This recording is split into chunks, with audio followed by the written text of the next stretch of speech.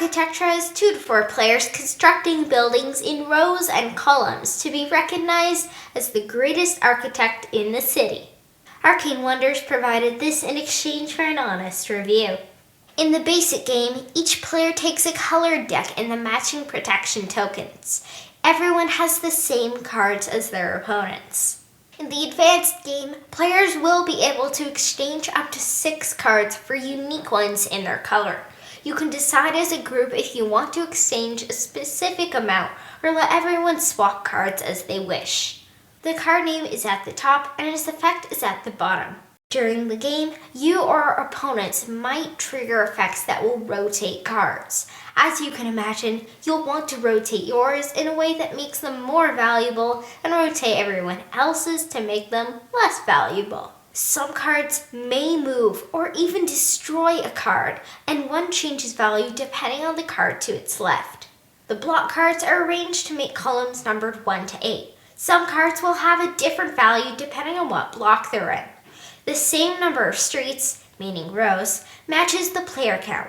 Once everyone draws 3 cards, you're ready to play. Player 1 must start in the top left space. After that, players can play in the space to the right or the space below. This continues until you cannot play a card to the right or below as per the game rules. There is one exception. If a card has been destroyed, you may play a card on top of its rubble. So how are cards destroyed? I explained earlier that there's a specific card with that effect. Otherwise, you look to the values. If the card to the left is at least 2 times lower than the card just played, flip the card face down. It is now destroyed. If the card to the left is lower but not at least 2 times lower, rotate it counterclockwise to the lower value unless it already shows the lowest value. If the values are the same, nothing happens. If the card to the left is higher, rotate the card clockwise to the higher value. Card values are only compared when a card is first played. Once you've compared the values, resolve the card effect. Some effects take place immediately, and some will trigger on your next turn. Some will say that a card is protected. Place one of these tokens on the card. Now only you may alter this card. At the end of your turn, draw a new card. Now the player to your left goes. Continue until cards cannot be legally played. It is possible that one player cannot legally go, but the next player can. Once done, count up your card values to see who wins. Don't forget combo bonuses. Play cards and maximize placement and combos in order to have the highest score. That's Architectura. 4 people can play Architectura on a large square, possibly rectangular coffee table. This is a weeknight game. You won't need more than 30 minutes per play. There's quite a bit of grade 2 reading. Math is about the same level, possibly grade 3 depending on the cards used, but older players can help. In our 4th game of Architectura, I played against Mom. I put out the stable, which decreased my market from 4 to 3, but allowed me to rotate 2 adjacent cards. I bumped my market up to a 6, then lowered one of Mom's cards. Not only did I gain the stable 7 points, but I gained 2 points from my market's original position. Not bad. I like that Architectura really forces you to think about card placement.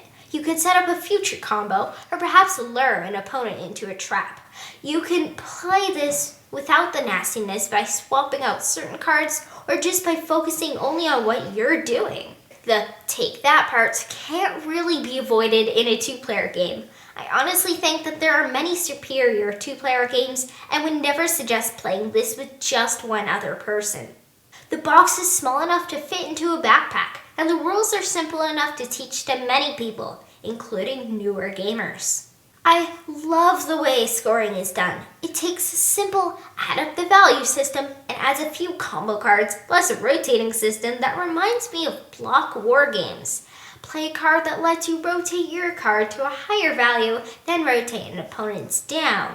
That might be enough to get you the win. I like that you have a choice for decks. For example, we'll always play with the custom decks, but a family or group with younger/newer gamers might want everyone to have the same deck so they can better answer questions. Or maybe you just want to see how much better you can use the same cards as another person. Options are good. Speaking of options, this game has an interesting arc. Player 1 has a single choice at first, but the next player has 2. The player after that could have as many as 4 choices. Eventually, as the board fills up, your options shrink. Your early turns can set up your later ones. Architecture doesn't offer as much clever gameplay and strategy as in the brilliant Fields of Green, but it doesn't have Dice City's randomness. It's a city builder, but you're merely optimizing card placement. Fans looking for a 30-minute version of Suburbia might want to pass. I'd also pass if you're only going to play this as a 2-player game. Fans looking for a 30-minute game that they can use as an introduction to Fields of Green's spatial puzzle might want to check this out.